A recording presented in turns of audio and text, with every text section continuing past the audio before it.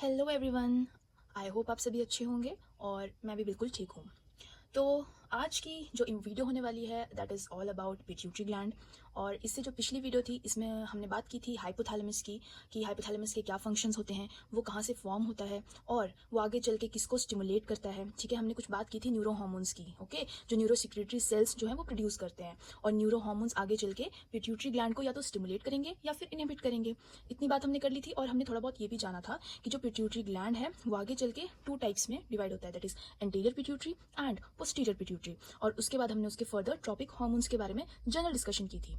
तो आज इस वीडियो में हम डिटेल में जानेंगे कि पिट्यूटरी ग्लैंड की जो further anterior and posterior pituitary है वो आगे चल के कौन कौन से हार्मोन्स को सीक्रेट करता है, और वो जो हार्मोन्स हैं उनके आगे फर्दर क्या फिर फंक्शंस होते हैं। So let's begin. अब ये जो पिट्यूटरी ग्लैंड है, ठीक है, इसको एक अनदर नेम से जाना जाता है and that is hypophysis. Hypophysis. Okay, अब ये जो हाइपोफाइसिस है it is further divided into 2 important parts. First one is adenohypophysis. Adenohypophysis. And the second one is neurohypophysis. इस एडिनोहाइपोफाइसिस को हम और क्या कहते हैं? Anterior pituitary. Anterior pituitary. और उसी तरह से न्यूरोहाइपोफाइसिस को बोलेंगे पोस्टीरियर पिट्यूटरी।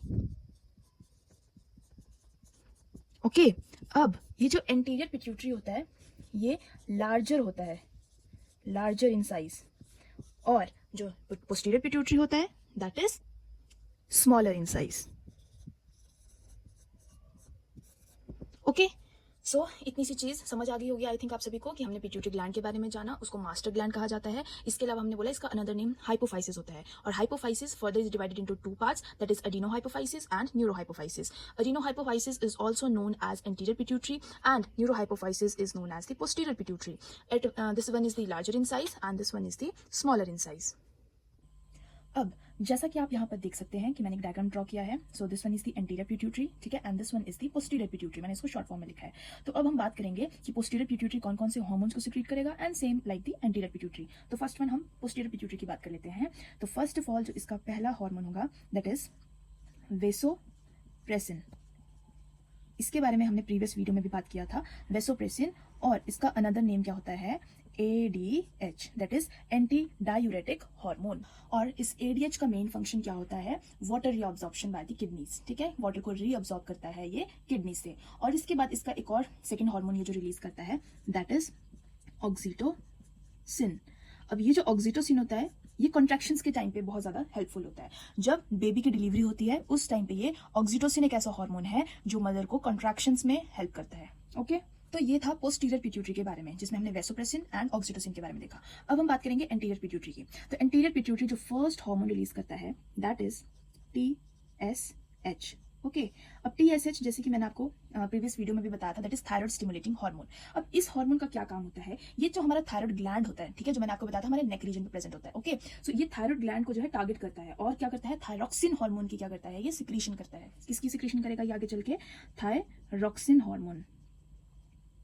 नेक्स्ट आता है हमारे पास FSH, and FSH belongs to follicular stimulating hormone. अब जैसे कि वर्ड ही बता रहा है follicular stimulating hormone means follicular जो फॉलिकल्स होंगे उनको स्टिमुलेट करना, ठीक है, फॉलिकल्स की ग्रोथ को स्टिमुलेट करना ताकि जो प्राइमरी फॉलिकल है वो सेकेंडरी बने, टर्शरी बने और इस तरह से मैच्योर फॉलिकल बने जिसको हम क्या कहते हैं? ग्राफियन फॉलिकल भी कहते हैं, ठीक है। तो एक तो ये चीज करेगा फीमेल्स में। दूसरा ये क्या करेगा? एस्ट्रोजन की प्रोडक्शन करेगा। कौन से हार्मोन की करेगा?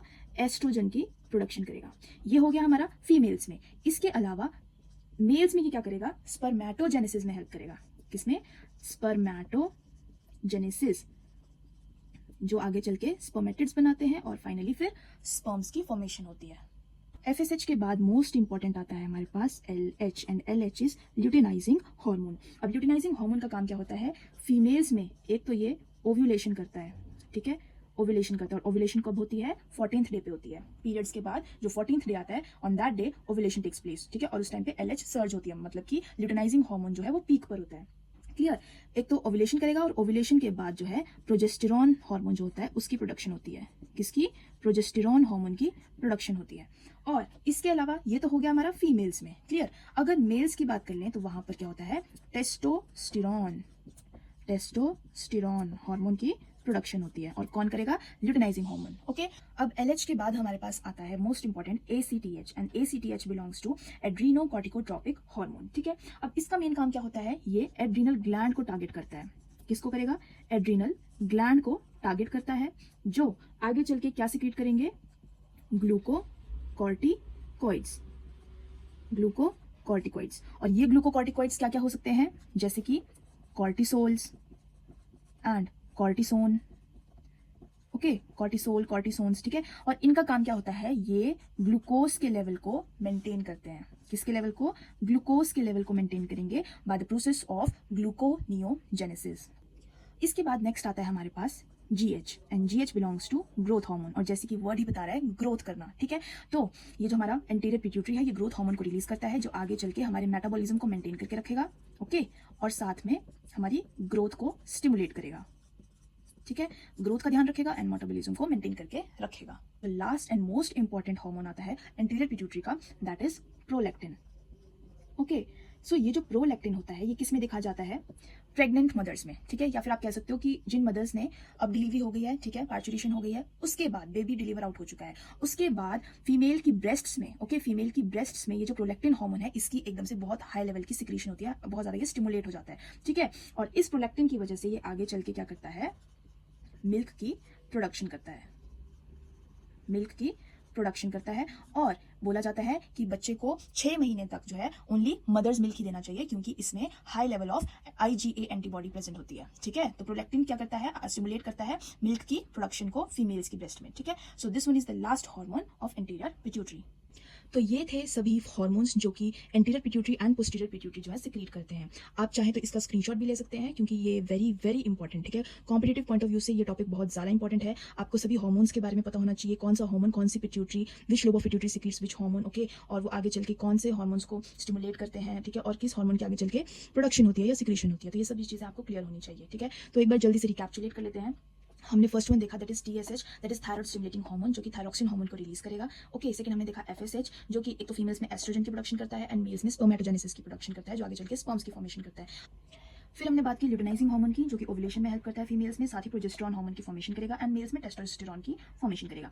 देन हमने किया ACTH, जो कि एड्रिनल ग्लैंड को टारगेट करता है, जो कि ग्लूकोकॉर्टिकॉइड्स को सिक्रीट करेंगे लाइक कॉर्टिसोल एंड कॉर्टिसोन, जो आगे चल के ग्लूकोज को मेंटेन करके रखेगा with the help of gluconeogenesis. Fifth हमने बात की थी ग्रोथ हार्मोन की, जो कि मेटाबॉलिज्म को कंट्रोल करके रखेगा एंड ग्रोथ को मेंटेन करके रखेगा। सिक्स्थ हमने देखा प्रोलैक्टिन हार्मोन क्या करेगा? फीमेल्स में मिल्क की प्रोडक्शन करेगा। देन हमने बात की थी पोस्टीरियर पिट्यूटरी की, जिसमें हमने वेसोप्रेसिन एंड ऑक्सीटोसिन की बात की। वेसोप्रेसिन, जो कि एक एंटीड्यूरेटिक हार्मोन भी जिसे कहा जाता है, वो क्या करता है? वाटर को रीअब्सॉर्ब करता है। और वही ऑक्सीटोसिन की हमने बात की थी कि ये लेबर पेन के टाइम पे कॉन्ट्रैक्शंस में हेल्प करता है। Okay, so this was all about the hormones that are secreted from the anterior pituitary, anterior lobe of pituitary and posterior lobe of pituitary, and the another name of anterior pituitary is adenohypophysis and this one is the neurohypophysis. So I hope कि आपको ये वाला topic clear हुआ होगा। So this was all about the pituitary gland. इसके बाद हम further glands की बात करेंगे। सो आप प्लीज़ बने रहिए और बाकी की वीडियोस को भी आप फुल सपोर्ट कीजिए, उन्हें भी देखिए। आपकी आई एम डेडली श्योर आपकी बहुत ज़्यादा नॉलेज उससे इंक्रीज होगी। So thank you so much, stay tuned.